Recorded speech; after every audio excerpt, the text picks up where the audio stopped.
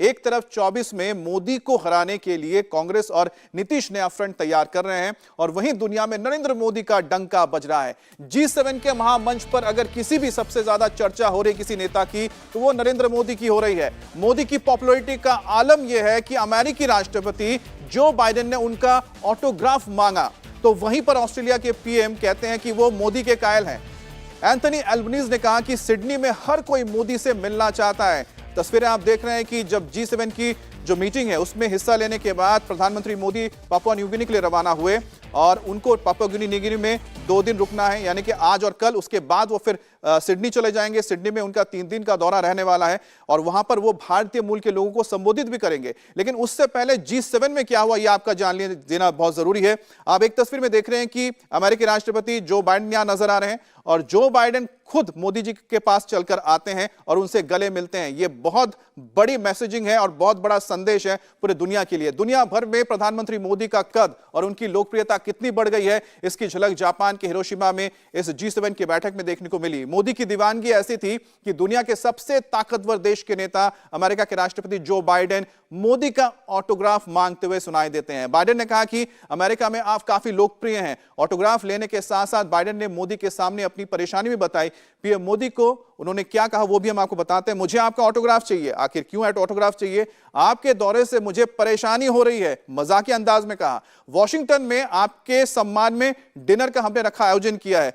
हर आदमी शामिल होना चाहता है, हर कोई चाहता है कि उसमें हम शामिल हो जाएं। मुझे भी आपका ऑटोग्राफ चाहिए। ऑटोग्राफ कहने का मतलब सिर्फ यह होता है कि जो व्यक्ति पॉपुलर होता है उसके एक ऑटोग्राफ के लिए दुनिया मरती है। और प्रधानमंत्री मोदी की दीवानगी पूरे अमेरिका में ऐसी है कि जो डिनर, स्टेट डिनर के रखा जाए, आयोजन किया जा रहा है प्रधानमंत्री मोदी के दौरे के दौरान, उसमें हर एक बड़ा व्यक्ति शामिल होना चाहता है। और यही बाइडेन प्रशासन की सबसे बड़ी परेशानी है कि किसको न्योता दें और किसको ना दें।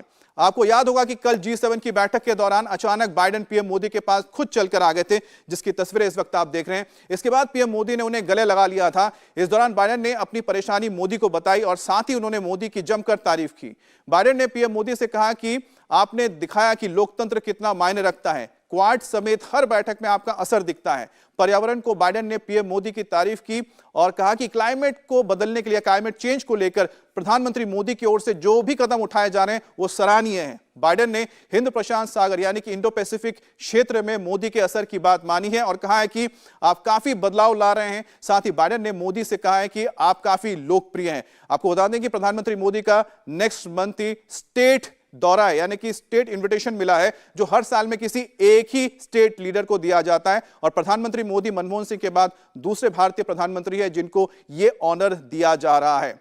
ऑस्ट्रेलिया के पीएम एल्बनीज ने भी मोदी के सामने ऐसी ही समस्या बताई। 23 मई को पीएम मोदी ऑस्ट्रेलिया पहुंचेंगे और सिडनी में पीएम मोदी का एक कार्यक्रम भी है जिसमें 20,000 लोग शामिल होंगे। लेकिन ऑस्ट्रेलिया के पीएम एल्बनीज का कहना है कि वो परेशान है कि जितनी उसकी कैपेसिटी है जहां पर यह प्रोग्राम होना है उससे ज्यादा रिक्वेस्ट आ चुके हैं। ऑस्ट्रेलिया के लोग पीएम मोदी को सुनने के लिए बेताब हैं, स्टेडियम में आना चाहते हैं, लेकिन सरकार इतने लोगों को एक साथ लाने के लिए इंतजाम नहीं कर पा रही है। एल्बनीज ने अपने भारत दौरे का भी जिक्र किया जिस दौरान उन्होंने अहमदाबाद में नरेंद्र मोदी स्टेडियम में 90,000 लोगों के बीच जाकर एक विक्ट्री लैप लिया था। क्रिकेट मैच चल रहा था, भारत और ऑस्ट्रेलिया के बीच टेस्ट मैच था और उसी तरह की कुछ तस्वीर सिडनी में देखने को मिलेगी। लेकिन आप जानते हैं कि प्रधानमंत्री मोदी को सुनना तो हर कोई चाहता है, लेकिन उन देशों में उतनी बड़ी कैपेसिटी नहीं है, उतने बड़े स्टेडियम नहीं है कि इतने लोगों को जगह दी जा सके।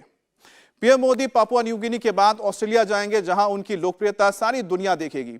पीएम मोदी के दौरे के दौरान सिडनी के हैरिस पार्क को लिटिल इंडिया की मान्यता भी दी जाएगी। और आपको बता दें कि भारत और ऑस्ट्रेलिया के बीच जो दोस्ती है जो लगातार 2014 के बाद से बढ़ी है, उसी का असर है कि अब सिडनी में एक हैरिस पार्क जगह है जिसका नाम बदलकर अब लिटिल इंडिया कहा जाएगा। वैसे आपको बता दें कि क्वाड में जब से भारत शामिल हुआ है और लगातार जिस तरह से 2014 के बाद प्रधानमंत्री मोदी ने इनिशिएटिव लिए, उसके बाद भारत, ऑस्ट्रेलिया, जापान और अमेरिका, ये चारों देशों का जो ये गुट है लगातार इंडो पैसिफिक रीजन में कई तरह के कामों में शामिल है और साथ ही साथ चीन का जो वर्चस्व है उसको कम करने के लिए लगातार ये देश कोशिश कर रहे हैं। हिरोशिमा में कल देर रात पीएम मोदी और यूक्रेन के राष्ट्रपति जेलेंस्की की मुलाकात हुई थी। दोनों नेताओं की फोन पर कई बार बातचीत हो चुकी है, लेकिन इस युद्ध के दौरान पहला ऐसा मौका था कि जब प्रधानमंत्री मोदी और जेलेंस्की आमने सामने आए थे और ये जो इवेंट था बहुत महत्वपूर्ण था। पूरी दुनिया की नजर इस बैठक पर थी क्योंकि प्रधानमंत्री मोदी ने G7 के मंच से G20 के मंच से आपको याद होगा इंडोनेशिया से एक बात कही थी जिसमें उन्होंने कहा था कि यह जो वक्त है युद्ध का नहीं है, और इसकी बहुत तारीफ हुई थी पूरी दुनिया में। खुद जेलेंस्की ने भी इस बात की तारीफ की थी और कल दोनों नेताओं की आमने सामने मुलाकात हुई।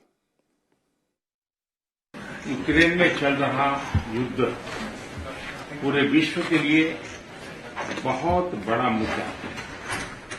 पूरे विश्व पर इसके अनेक प्रकार के प्रभाव भी पड़े, लेकिन मैं इसे राजनीति या अर्थव्यवस्था का मुद्दा नहीं मानता। मेरे लिए यह मानवता का मुद्दा है, मानवीय मूल्यों का मुद्दा है। इंडिया टीवी हर वक्त हर जगह डाउनलोड करने के लिए सर्च करें India TV news Google play store या ऐप स्टोर पर।